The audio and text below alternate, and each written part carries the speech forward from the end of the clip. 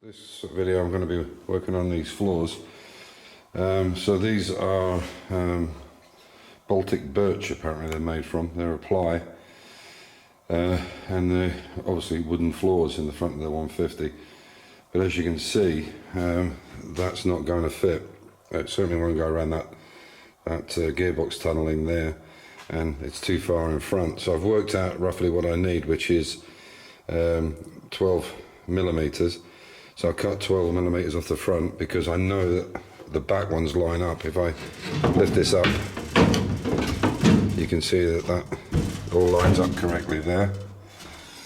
And it lines up here with this hole. The reason this metal it looks like it's too big is there's a metal sheet goes on the top here, and then an insert, and basically this is like a waterproof insert. You take it out when you have a puncher, and you put the jack down through inside the car. So you lift the carpet back and you put the jack through and into the chassis, and you jack it up from the top here, well, by a wrench, a ratchet, or a bar, whatever. So I've got to make these things fit, and then this gearbox tunnel actually goes on top of the ply. What I'd like to do, because that wood is exposed underneath the car all the time, I'd like to actually put a very thin sheet of aluminium, maybe even stainless steel depending, and copy that out completely, so at least it has some protection against the water, because obviously the wood ply, it's going to bend and get wet and so on.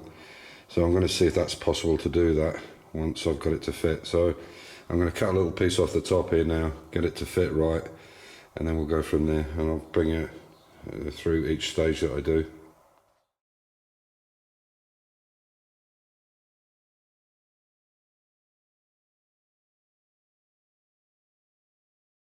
Okay, so I've cut the board down. You can see now that that fits nice on the edge. It's got a taper on it, on the wood on the back, which I now need to do the front because it's sitting a little high, but you can see it goes in there straight all the way along. So obviously they're in right, these new sills, inner sills. And you can hear originally there would have been a cover on this. So this would have been for the overdrive. It was electrical overdrive on this. This is a Tremac T5 box that's going in. I've kept the original box, original cylinder head, original carburetors, because I'm making it into an S specification car. But that's where you could get to the cables on the top of the solenoid or operate the solenoid. So what I'll do now is I'll take this out and work on the edging that I need to do. I need to put a slight angle on it so it fits into the floor properly. Then when I've done the other side, I'll work out exactly where this gearbox tunnel is, and I'll put riv nuts, or a kind of riv nut in there, so that you can take that cover off. Now this one's in, it's not completely finished. You can see it's quite a nice fit along the gearbox tunnel there. It's all bolted in. I've used these E-type oval washers, which is what they use for bonnet. There's a couple of hundred of them, I think, in an E-type bonnet, but they're perfect for this. And then when they will protrude up, unfortunately there's not enough depth in the ply to countersink these. But what I'll do is when the carpets go in, the padding, the underlay, I can actually stamp out holes in it so it goes over the top so the carpet sits straight. Still not fixed up on the front, so there's screws to go in here, around here, and obviously around the gearbox tunnel. But it is pretty flush, not particularly flush there, but I could always maybe take a little piece out of that to bring it down a little bit. As you can see, I've taken out the bolts here. So what we did was we built those flanges from the original captive nuts in the dashboard, and then we put the box section in and welded it into place, and there on the quarters you can see here. You can see there. So I'm going to take this out just now. This was originally made because basically what I ended up with on this car was, if I can go back a little bit, basically what I ended up with on this car was the same as the E-type, was the front bulkhead and the rear bulkhead, and everything in between was shit. It was really bad. But what I did do is we made this jig up, but we also kept it on the original chassis. The original chassis I don't have anymore. It's a brand new chassis, and we've had the car on it. That was a wasp. Go away. Get out of it. Yeah, so we've had this car, this shell on the new chassis, and it fits perfect, no problems at all. A little tweak here and there, but nothing major. So when I did these original sills here, both sides, all the floors, everything that attached it from the front to the back is brand new. All the inside, all these new panels here, and so on and so forth. All these B posts, this is all brand new. So, as I say, what I did was I had it on the original chassis. So we put this jig in to keep it straight, but we took out one side at a time, or I took out one side at a time and re-welded the whole from front to back all the way in new. So I'm going to take this out just now because I want to be able to work on this tunnel, and we don't need it for strengthening just now, but it is good for lifting. As you can see, that's why the strap's on it.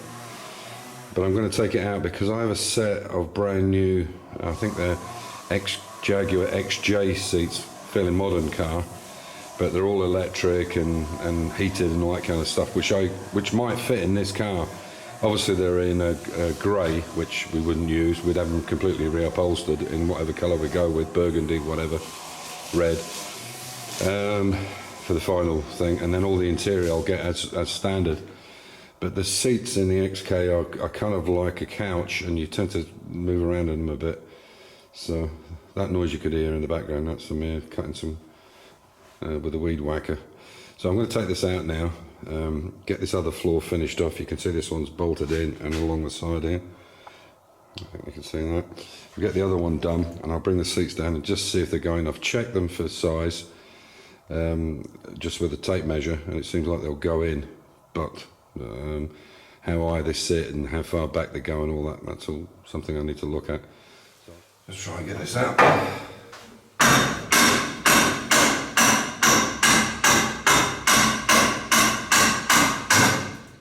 Okay, there you go. There's one piece of it.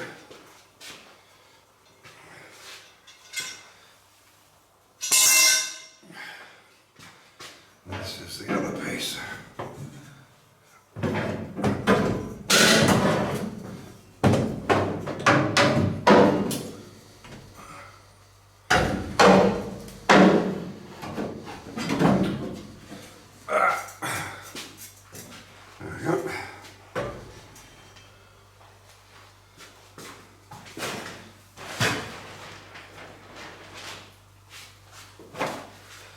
So, that gives us some room to work. You can see the original colour underneath. So we've used, as I said, these are the brackets for the roof. So I have to clean them up as well, but they will go back in when we lift the car. So, Jesus, hot. 31, 32 degrees here. So I'll bring you back when we've got the seats mounted up, or got them in, just to see if they'll work or not. These are brand new Jaguar XF seats. They're in a kind of grey colour, but the seats are really nice. The unfortunate thing about the XK150 seats is they're a bit more like a couch, and you tend to slide about them a bit. I think this would be a nice alternative, and the nice thing is, obviously, I think these have 3 motors in them. So you got forward, backwards, recline, and then tilt up and down, front and back on the seat. There's some studs in it, so they're not sat the way they would be, because we'd have to get the rails for them. But I think they're going to work perfect. I've checked inside for the seat belts. There's no work to do. It fits the tunnel perfectly, fits the door perfectly, and you can see. I'll just shut the door. You can. I'll open the door and shut it again. Excuse me a minute for the filming. So you can see that would work pretty well. I have to get a cover, and you can see there's the studs on it there. But we could put that on the rail, and it's about the height, the actual original seat from the XK. So that would give us some luxury as well. I don't know where these side pieces are, but we can find them. But like I say, inside there, you can see that tunnel is perfect. No problems at all with the seat belts. These cars originally, if they had belts, they would have had lap belts in them anyway. So you can see from this picture here, the handbrake is on this side here, the mechanism. It doesn't matter whether it's left or right hand drive. This is obviously a right-hand drive, British car, but the handbrake lever's in the same place, and you can see in an American car or left-hand drive car like this is, it's in the same position. The only thing we need to do now is I need to really look at the hood, because this hood collapses. Basically on this tonneau cover here, there's a leather banding goes over it, and the whole roof folds back under here, so it's completely clean on the back, just this leather on the tonneau. And then when you put it up, there's a clip here with chrome on it, and it just slides into there as you pull it forward, and there's plenty of height in it, so there's no problem with the seats that way. But I need to make sure that these seats will recline enough forward that we can get the hood down, so that's something we're going to have to do next. The hood is upstairs, it's in quite a mess, so we're going to have to clean that up and fit it and see that these seats will work with that system. But I think they will. I think there's enough room in them to do that. It says they've got airbags in them as well, but where this airbag is I do not know, but there's some kind of mechanism there. So because the handbrake's on this side, I think that's going to work okay. It really now is a matter of the runners and putting the